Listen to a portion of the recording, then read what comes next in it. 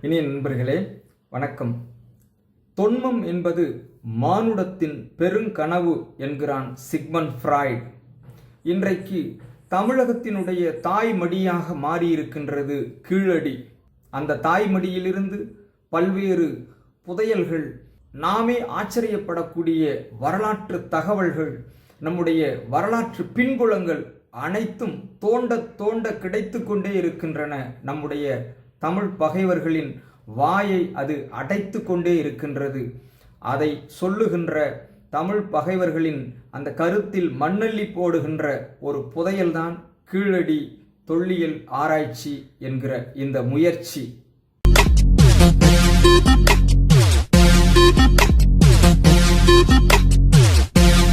இன்றைக்கு கீழடியை புதைக்க நடந்த சூழ்ச்சிகள் என்பதை பற்றியான ஒரு காணொளி. புறநானூற்றிலே ஒரு பாடல் இருக்கின்றது. நாடா கொன்றோ, காடா கொன்றோ, அவலா கொன்றோ, மிசையா கொன்றோ, எவ்வழி நல்லவர் ஆடவர் அவ்வழி வாழிய நிலனே என்கிற ஒரு பாடல் இருக்கின்றது. ஔவையாரினுடைய மிக அழகான அர்த்தம் பொதிந்த பாடல். அதாவது, நாடாக இருந்தாலும் காடாக இருந்தாலும் மேடாக இருந்தாலும் பள்ளமாக இருந்தாலும் எதுவாக இருந்தாலும் அங்கே வசிக்கக்கூடிய வாழக்கூடிய மனிதர்கள் எப்படிப்பட்டவர்களாக இருக்கின்றார்களோ அதை பொறுத்துதான் அந்த நிலத்துக்கு சிறப்பு வாய்க்கும் என்கிற பொருள்பட இந்த பாடலை பாடியிருப்பார். அதாவது, அங்கே இருக்கக்கூடிய மனிதர்கள் நல்லவர்களாக இருந்தார்களேயானால் அந்த நிலம் நல்ல நிலமாக இருக்கும். அங்கே இருக்கக்கூடிய மனிதர்கள் தீமையை மட்டும் விதைக்கக்கூடிய மனிதர்களாக இருந்தால் அங்கே அந்த நிலம் தீமை பொருந்தியதாக மட்டுமே இருக்கும் என்பதுதான் இந்த பாடலினுடைய சாராம்சம். அதை போல தமிழ் மண் என்பது, அதிலும் குறிப்பாக தமிழனின் வரலாற்றை பறைசாற்றுகிற கீழடி அகழ்வாராய்ச்சி என்பது, அதாவது நம்முடைய வரலாற்றுக்கு ஒரு அறிவியல் பூர்வமான ஆதாரம் இல்லாத ஒரு சூழ்நிலையில் நமக்கு வாராது வந்த மாமணியாய் கிடைத்த ஒரு பொக்கிஷம்தான் இந்த கீழடி. இந்த கீழடி தான் நம்முடைய தமிழர்களுடைய வரலாற்றை மிக துல்லியமாக அறிவியல் பூர்வமாக சொல்வதற்கு கிடைத்த ஒரே சாட்சி. கீழடியை மறைப்பதற்கு எத்தனையோ அரசியல் சூழ்ச்சிகள் நடைபெற்று கொண்டிருக்கின்றன, நடைபெற்றன. அதையெல்லாம் மாற்றி அமைக்கக்கூடிய ஒரு முயற்சியாக டேவிட் டபிள்யூ அந்தோனி என்பவர் ஒரு அற்புதமான கருத்தை சொல்லியிருப்பார். அதாவது, வரலாற்றிலே புராண ரீதியாக தமிழர்களினுடைய கதைகளை, அவனுடைய வரலாற்றை சொல்வதற்கு எத்தனையோ கட்டுக்கதைகள் முன்வைக்கப்பட்டன. அந்த கட்டுக்கதைகளை எல்லாம் பொய் என்று சொல்லி நீங்கள் சொல்லக்கூடிய வரலாற்றுக்கு முந்திய மனிதர்கள் மாந்தர்கள் என்பதை நிறுவுவதற்கான ஒரு அறிவியல் பூர்வமான ஒரு தொல்லியல் ஆய்வுக்கு வித்திட்டவைதான் இந்த கீழடி ஆராய்ச்சி என்பதை டேவிட் டபிள்யூ அந்தோனி என்கிற தொல்லியல் அறிஞர் குறிப்பிடுவார். ஆக, ஏற்கனவே சொல்லப்பட்ட கட்டுக்கதைகளை அடித்து நொறுக்கி நீங்கள் சொன்ன அந்த கதைகளுக்கு முன்பே நாங்கள் அற்புதமான நாகரிக உணர்வோடு நாகரிக வாழ்க்கை வாழ்ந்தவர்கள் என்பதை நிறுவுவதற்கு கிடைத்த ஒரு அசைக்க முடியாத இந்திய தொல்பொருள் துறையினுடைய மிக முக்கியமான ஒரு தொல்லியல் ஆய்வுதான் கீழடி தொல்லியல் ஆய்வு. ஒரு கரித்துண்டினுடைய ஆயுட்காலத்தை வைத்துக்கொண்டு தமிழர்களின் வரலாற்றை உங்களால் எப்படி சொல்ல முடியும்? அதாவது, இதை மேலை நாட்டு தொல்லியல் அறிஞர்கள், ஆய்வாளர்கள், அறிவியல் வல்லுநர்கள் கேட்டால் சிரிப்பார்கள் என்று சொல்லி ஒரு தொலைக்காட்சி விவாதத்தில் ஒரு பத்திரிகையாளர் நம்மை பரிகாசம் செய்தார். அதாவது, தமிழர்களினுடைய வரலாறு பின்னோக்கி செல்வதை, மூத்ததாக சொல்லப்படுவதை அவரால் தாங்கிக் கொள்ள முடியவில்லை. ஆனாலும் உண்மை வேறொன்றாக இருக்கின்றது. அதற்கு ஒரு ஆகப்பெரும் சாட்சியாக திகழ்வதுதான் கீழடி தொல்லியல் ஆராய்ச்சி சாட்சி. 1900 சிந்து சமவெளி நாகரிகம் பற்றியான தொல்லியல் ஆய்வுகள் வெளிப்பட்ட போது இந்தியாவினுடைய வரலாறும் இந்தியாவினுடைய நாகரிகமும் இந்தியாவினுடைய வடக்கு பகுதியிலும் இந்தியாவினுடைய மத்திய பகுதியிலும் மட்டுமே கிடைக்கும் என்கிற ஒரு நம்பிக்கை இருந்தது. இந்தியாவினுடைய வரலாற்றை அதை வைத்தே முடிவு செய்து விடலாம் என்று தொல்லியல் ஆய்வாளர்களும் அறிஞர் பெருமக்களும் கருதி கொண்டிருந்தார்கள்.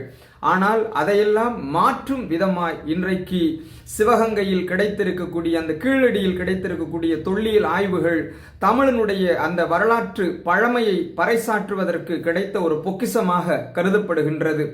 அதனுடைய சிறப்பை கேள்விப்பட்டு வடக்கில்தான், வடக்கை மையமாக கொண்டுதான் இந்திய நாகரிகம் மதிப்பிட வேண்டுமா, தெற்கை வைத்து கொண்டும் தெற்கை அடிப்படையாக கொண்டும் இந்தியாவினுடைய நாகரிகத்தை, தமிழினுடைய நாகரிகத்தை மதிப்பிட முடியும், அதற்கோரான ஆதாரமாக இந்த கீழடி கிடைத்திருக்கிறது என்று சொல்லி கேரளாவை சார்ந்த ஆசிரியர் வில்லியம் டேனியல் அவர்கள் பெருமிதம் கொள்ளும் வகையில் ஒரு செய்தியை வெளியிட்டு நமக்கு வலு சேர்த்திருக்கிறார். நம்முடைய கடந்த காலத்தை அறிந்து கொள்வதற்கு வரலாற்றை பின்னோக்கி பார்க்கின்ற ஒரு பார்வை என்பது மிக மிக அவசியமான ஒன்றாகும். அதாவது நம்முடைய முன்னோர்கள் தமிழர்கள் எப்படியெல்லாம் உலகத்தோடு தொடர்பு கொண்டிருந்தார்கள் என்பதற்கு கார்னிலியன் மணிகள், ரோமானிய செப்பு நாணயங்கள் போன்ற ஆதாரங்கள், போன்ற தடயங்கள் இங்கே கீழடியில் கிடைக்கின்றன.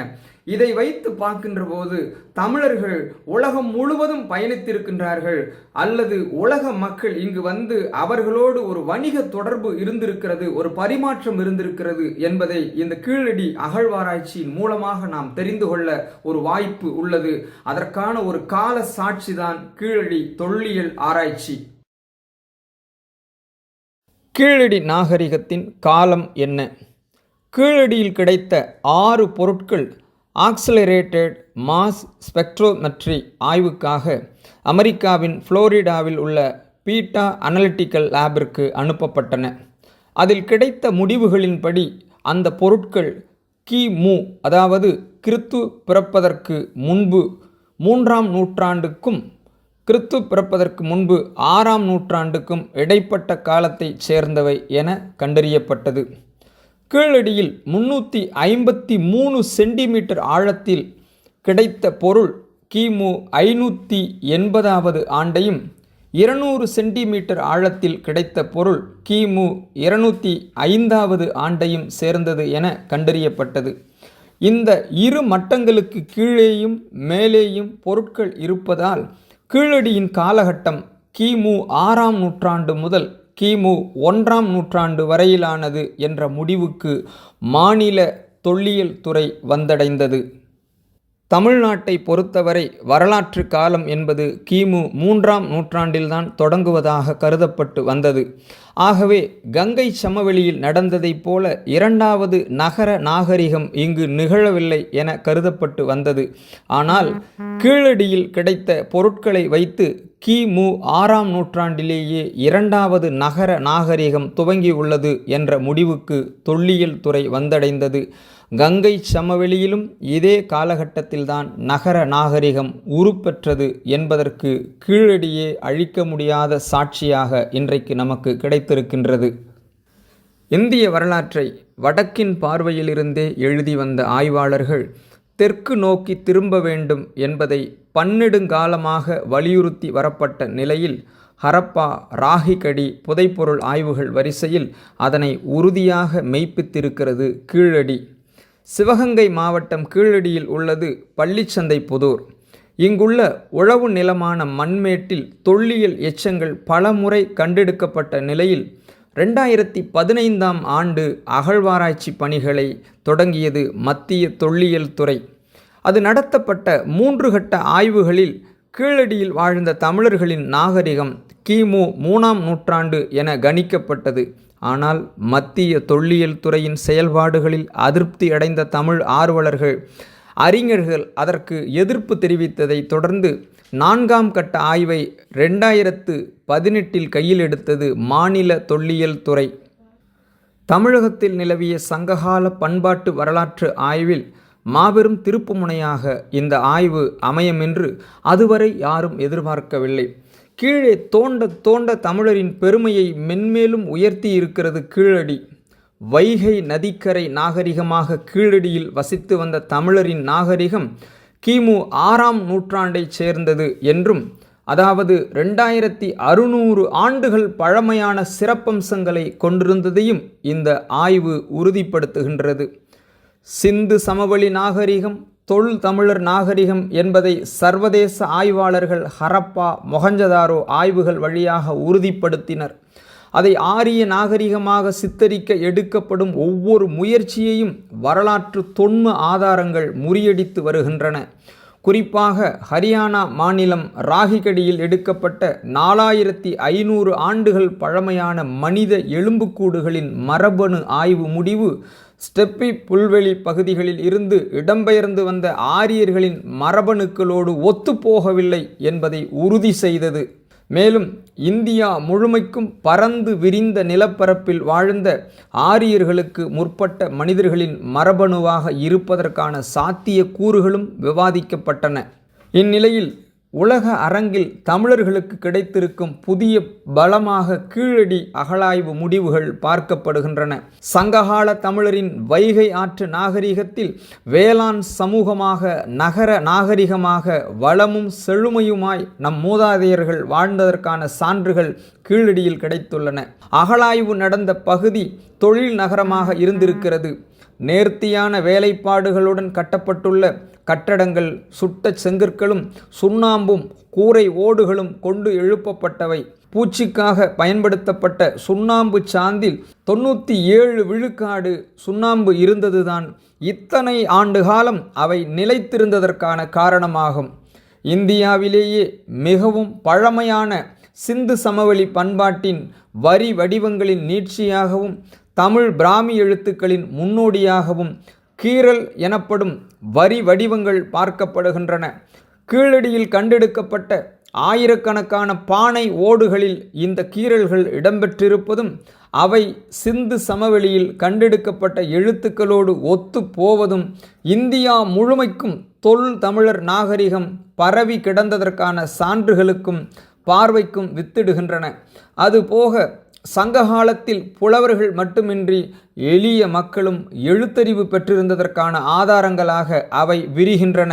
வைகை நதிக்கரை நாகரிகத்தில் வேளாண் சமூகமாகவும் கால்நடை தொழிலை முதன்மையாக கொண்டும் செழுமையாக வாழ்ந்திருக்கிறார்கள் தமிழர்கள். அங்கு கிடைத்த உயிரினங்களின் எலும்புகளில் வெட்டு தழும்புகள் இருப்பதன் மூலம் உணவுக்காக அவற்றை பயன்படுத்தியதும் தெரிய வருகிறது. திமிழில் உள்ள காளை, பசு, காட்டுப்பன்றி, வெள்ளாடு, எருமை, மயில் போன்ற உயிரினங்களாகவே அவை இருப்பதாலும் ஆரியம் தன் புராணங்களில் முன்வைக்கும் குதிரை இல்லாதபடியாலும் இது ஆரியம் நுழைவதற்கு முந்தைய நாகரிகம்தான் என்பதை நிறுவ இயலும் என்கிறார்கள் ஆய்வாளர்கள். கீழடி அகழாய்வில் சுடுமண்ணாலான 13 மனித உருவங்கள், 3 விலங்கு உருவங்கள், 650க்கும் மேற்பட்ட விளையாட்டு பொருட்கள், 35 காதணிகள், அணிகலன்கள், தங்கம், செம்பு, இரும்பு போன்ற உலோக தொல்பொருட்கள் கிடைத்துள்ள போதிலும் மத வழிபாட்டுக்கான எந்தவித ஆதாரமும் கிடைக்கப்பெறவில்லை என்பது குறிப்பிடத்தக்கது. ஆரியர்களின் வேத நாகரிகத்திற்கு மாறான தனித்துவம் மிக்க இயற்கை சார்ந்த சமூகமாக தமிழர்கள் வாழ்ந்தார்கள் என்பதையே கீழடியும் உண்மையாக்குகிறது. ஏற்கனவே அந்த நம்பிக்கை நம்முடைய இலக்கியங்களின் மூலமாக நிறுவப்பட்டிருந்தாலும் இந்த கீழடி ஆய்வு மீண்டும் ஒரு முறை அதை உறுதிப்படுத்தி இருக்கின்றது. இதன் மூலம் எந்த ஒரு மத அடையாளத்தையும் தமிழர்கள் கொண்டிருக்கவில்லை என்பது உறுதியாகிறது. பிறப்போக்கும் எல்லா உயிர்க்கும் யாதும் ஊரே யாவரும் கேளீர் போன்ற வரிகள் எழுதப்படுவதற்கு முன்பே அந்த வாழ்க்கை முறையை தமிழர்கள் கடைபிடித்திருப்பதும் தெரிய வருகிறது. தமிழர்களுக்கு பெருமையும் தொன்மையும் சேர்க்கின்ற இந்த ஆய்வுக்காக தன் விளைநிலத்தை வழங்கிய பேராசிரியர் கரு முருகேசன், மத்திய தொல்லியல் துறை ஆய்வில் பல அரிய தகவல்களை வெளிக்கொண்டு வந்த டாக்டர் அமர்நாத், அவரை அந்த பணியிலிருந்து மாற்றி அகழாய்வு பணிகளை முடக்க முயன்ற அரசின் சில மாற்று கருத்துக்கள், இவை அனைத்தையும் வென்று இன்றைக்கு தமிழர்களினுடைய வரலாறு நிறுவப்பட்டு கொண்டிருக்கின்றது. கீழடியில் 5ஆம் கட்ட ஆய்வு தொடங்க உள்ள நிலையில் அருகிலுள்ள பகுதிகளிலும் ஆய்வு பணி நீட்டிக்கப்பட இருக்கின்றது.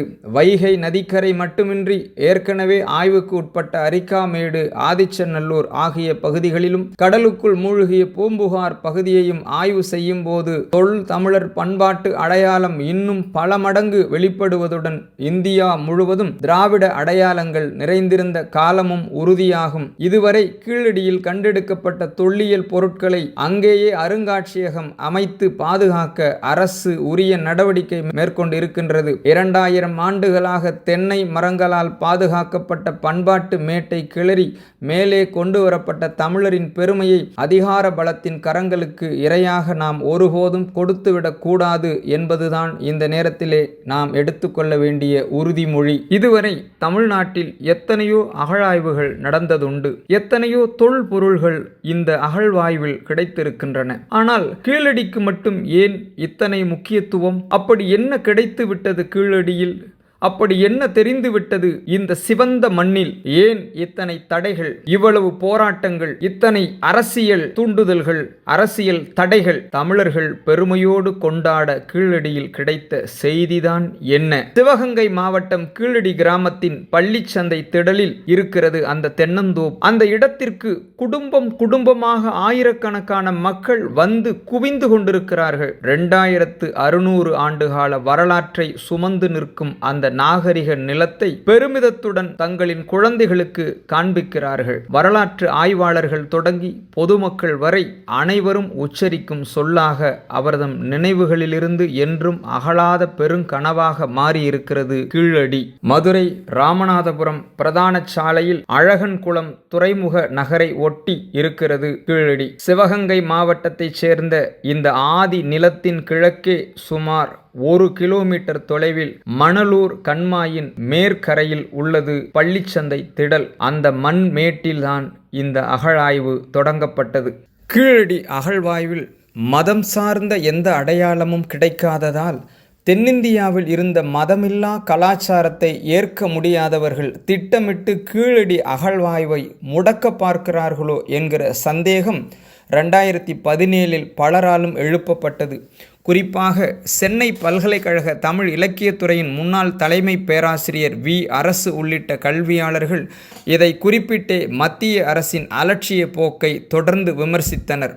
பணிகள் நடைபெற்றிருக்கும் போதே தொல்லியல் கண்காணிப்பாளரான அமர்நாத் ராமகிருஷ்ணா திடீரென பணி இடமாற்றம் செய்யப்பட்டார். இது ஆய்வை முடக்குவதற்காக செய்யப்பட்ட ஒன்றாகவே பலராலும் விமர்சிக்கப்பட்டது. ஆனால் தொல்லியல் துறையின் விதிகளுக்கு உட்பட்டே இடமாற்றம் செய்யப்பட்டதாக இந்திய தொல்லியல் துறை விளக்கம் அளித்தது. 1939 கீழடிக்காக ஒரு குரல் ஒலித்தது. அந்த குரலின் பெயர் KN தீக்ஷித். வைகை நதிக்கரை தாமிரபரணி நதிக்கரையை வைகை நதிக்கரையையும் தாமிரபரணி நதிக்கரையையும் ஆய்வு செய்தால் சிந்து சமவெளிக்கு இணையான அல்லது சிந்து சமவெளியோடு தொடர்புடைய நாகரிகம் கிடைக்கும் என 1931 கூறினார். அவர் மொஹஞ்சதாரோ அகழாய்வில் பங்கு பெற்றவர். 1937 முதல் 1944 வரை இந்திய தொல்லியல் துறை நிறுவனத்தின் தலைமை இயக்குநராக இருந்தவர். சிந்து சமவெளி அகழ்வாய்வுகளில் முத்துக்கள் கிடைத்துள்ளன. தமிழகத்தின் சில நதிகளிலும் முத்து குளித்தல் நடந்துள்ளன. அதனால் சிந்து சமவெளிக்கும் தமிழகத்துக்கும் நெருக்கமான பந்தம் இருக்கலாம். வைகை தாமிரபரணி நதிக்கரைகளில் அகழாய்வு செய்து பார்த்தால் புதிய வரலாறு பிறக்கக்கூடும் என அப்போதே சொன்னார் KN தீக்ஷித். இந்தியாவின் பூர்வ குடிமக்கள் திராவிட இனத்தை சேர்ந்தவர்கள். 24 திராவிட மொழிகளுக்கு தாய்மொழி தமிழ்தான் என்கிறார் கால்டுவெல்.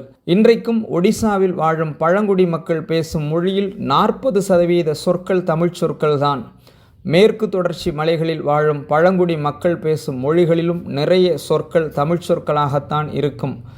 வைகை நதிக்கரையில் ஒரு நாகரிகம் இருக்கிறது என்றால் ஒட்டுமொத்த இந்திய நாகரிகங்களின் தாய்மொழி கீழடியாகத்தான் இருக்கும். உலகம் முழுவதும் உள்ள தமிழர்கள் கீழடியை தங்கள் தாய்மொழியாக ஏற்றுக்கொள்ள தொடங்கிவிட்டார்கள். மனிதன் தனது வேர்களை தேடி பயணிக்கையில் அது சரித்திரத்தின் சில பக்கங்களை மாற்றி புதிய வரலாற்றை கண்டடையும். கீழடி எழுதுவது அப்படி ஒரு மகத்தான வரலாற்றைத்தான். அது இன்னும் மாறும், அது இன்னும் நீளும். என் நண்பர்களே, கீழடிக்கு பின்னால் இருக்கக்கூடிய கீழடிக்குள் புதைக்கப்பட்ட அரசியல் உண்மைகளும் அதை தொடர்ந்து வெளிவராத வண்ணம் பல தடுப்பு சுவர்களை எழுப்பி தமிழனுடைய வரலாற்றை மறைக்கின்ற மாற்றுகின்ற முயற்சியிலே பலர் ஈடுபட்டு கொண்டிருக்கிறார்கள். அதையெல்லாம் தோண்டி துருவி எடுத்து கொடுக்கின்ற ஒரு முயற்சி தொடர்ந்து தமிழகம் சார்ந்த மக்களும் ஆய்வாளர்களும் அரசியல்வாதிகளும் தொடர்ந்து குரல் கொடுத்து கொண்டிருக்கிறார்கள். நிச்சயமாக கல் தோன்றி மண் தோன்றா காலத்தே வாளோடு முன் தோன்றிய மூத்த குடி என்று சொல்லக்கூடிய அந்த புறப்பொருள் வெண்பா மாலையின் பாடலினுடைய வரிகளுக்கு இணங்க பழமையான ஒரு இனம் தமிழ் இனம், பழமையானவர்கள் தமிழர்கள் என்பதை யாராலும் மறுக்க முடியாது. எந்த சூழ்நிலையிலும் அவர்களை ஒதுக்கிவிட்டு வரலாற்றை எழுத முடியாது. இந்திய திருநாட்டின் இந்தியாவினுடைய வரலாற்றை எழுதுகிற போது அந்த இந்திய திருநாட்டினுடைய மூத்த குடியாக தமிழர்கள் மட்டுமே இருப்பதற்கான வாய்ப்பு இருக்கின்றது என்பதற்கு காலம் நமக்கு கொடுத்த அழிக்க முடியாத ஒரு சாட்சிதான், ஆணித்தரமான ஒரு சாட்சிதான் கீழடி தொல்லியல் ஆராய்ச்சி என்கிற அந்த சாட்சி. ஆக அந்த கீழடியில் கிடைக்கக்கூடிய ஒவ்வொரு பொருளும், ஒவ்வொரு துணுக்கும், ஒவ்வொரு மண் துகளும் தமிழனுடைய வீரத்தை, அவனுடைய பழமையை, அவனுடைய அந்த வரலாற்று காலத்திற்கு முன்பே அவன் வாழ்ந்தான், சிறப்பாக வாழ்ந்தான், நல்ல கட்டடங்களை எழுப்பி, செங்கற்களாலான கட்டடங்களை எழுப்பி சீரியதொரு வாழ்க்கையை வாழ்ந்தான் என்பதற்கான ஒரு ஆதாரம்தான் இந்த கீழடி. இந்த கீழடி இன்றைக்கு கிடைத்து நம்முடைய அந்த ஆணித்தரமான வரலாற்றை எடுத்துச் சொல்வதற்கான ஒரு அழிக்க முடியாத சாட்சியாக இருக்கின்றது. அதை மறைப்பதற்கு வடக்கு அல்ல, எந்த திசையிலிருந்து யார் வந்தாலும் அதை தடுத்து நிறுத்த முடியாது என்பதைத்தான் இந்த கீழடி தொல்லியல் ஆராய்ச்சி சாட்சிகள் நமக்கு தெரிவிக்கின்றன. கீழடியை இன்னும் தோண்டுவோம், இன்னும் ஆழமாகவும் அகலமாகவும் தோண்டுவோம். நிச்சயமாக தமிழினுடைய சிறப்புகள், தமிழர்களினுடைய சிறப்புகள் ஒவ்வொன்றாக புலப்பட்டு கொண்டே இருக்கும் என்று சொல்லி இந்த காணொளியை நிறைவு செய்கிறேன். நன்றி நண்பர்களே.